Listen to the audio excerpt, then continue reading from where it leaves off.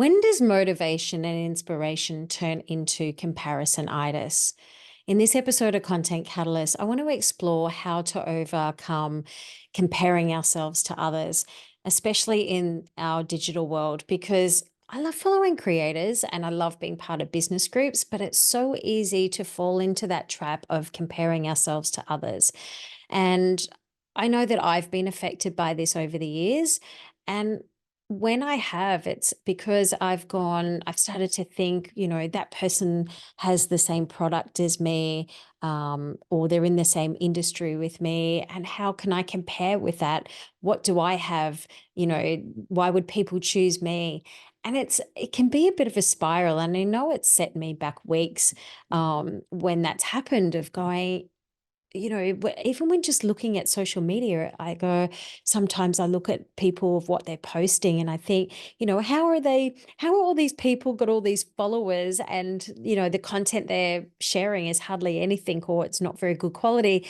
So it can be really easy to fall into that trap of comparisonitis if we're not aware of it. So let's look at this. How do you stop comparing yourself to others, or at least have awareness of it so we can keep it in check?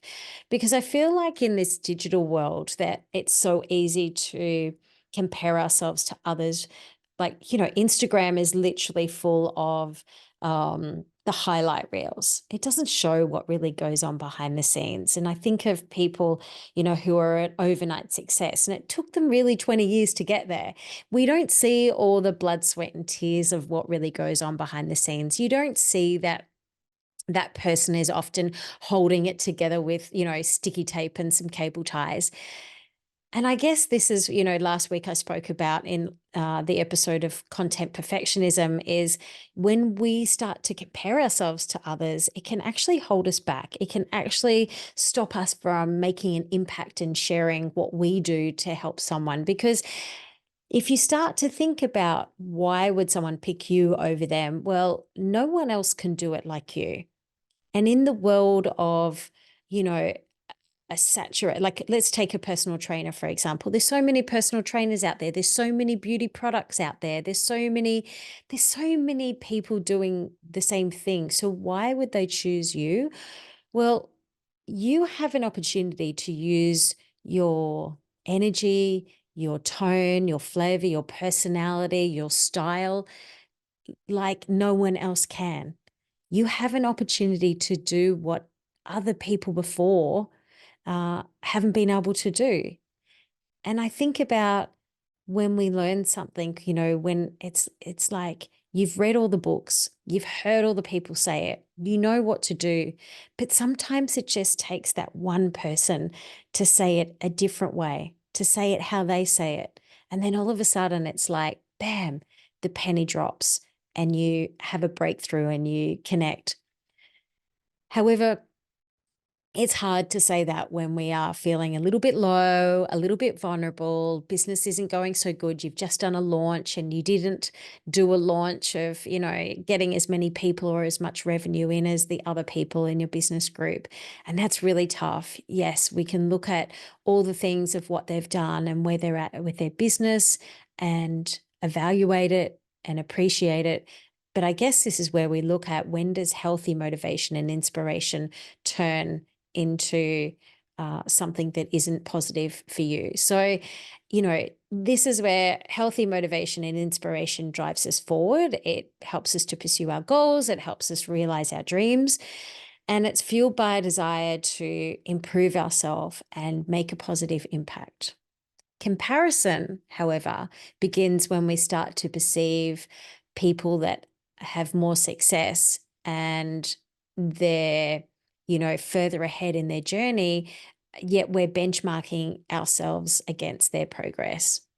And this is where the comparison trap can really spiral us into a negative cycle of feeling inadequate and envious of other people's success. So this is where, it can lead to self-doubt, imposter syndrome, and it can, like I said, it can just, halt our motivation for doing anything. And like I said, I had this, it was like 3 weeks where I was distracting myself on something else because I was questioning what I was doing rather than focusing on my why and my passion and my purpose. The other thing is when we compare ourselves to others, we start to emulate them. We start to think, well, if that's how they do it, I should do that as well. And that can be the type of content that you make, the type of services that you offer. We start to fit that mold rather than expressing who we are, our genuine self. And this is where that can be detrimental for your business because people are coming to you, not to have that flavor of somebody else or that style of, offerings or product that somebody else has. So how do we overcome comparisonitis?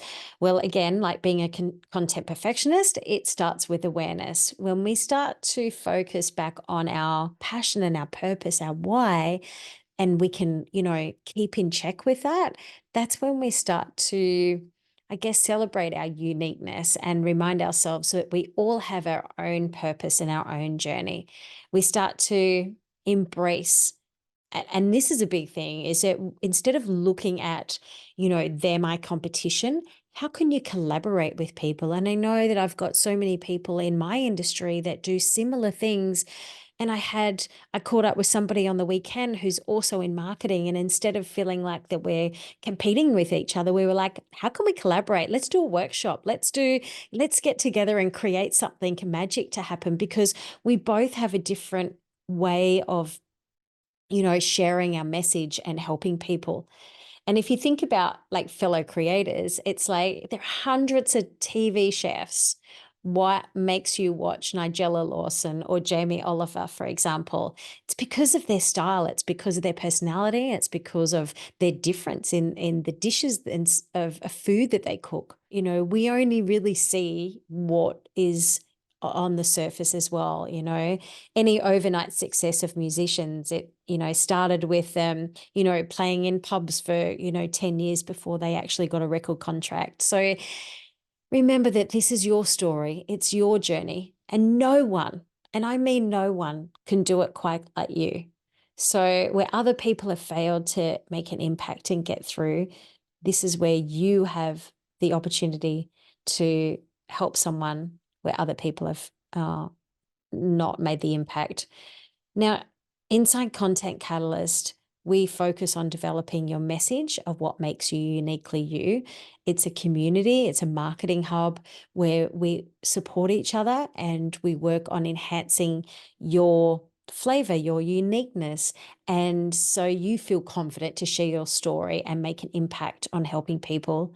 So if you would like a marketing hub to help with your content marketing journey and create content that connects, then jump over to my website, which is debszabo.com, because I still have the founding member offer up until the end of April 30, and you can come and be part of it. April, we have our masterclass is all about creating content that connects. It's about identifying our one person who is our ideal audience and creating a vivid story and our content categories. Next month, we start to talk about our tech stack and equipment and gear that we need to help make the content creation journey more efficient for you as well. So each month we do a masterclass, and then we have 2 workrooms a month.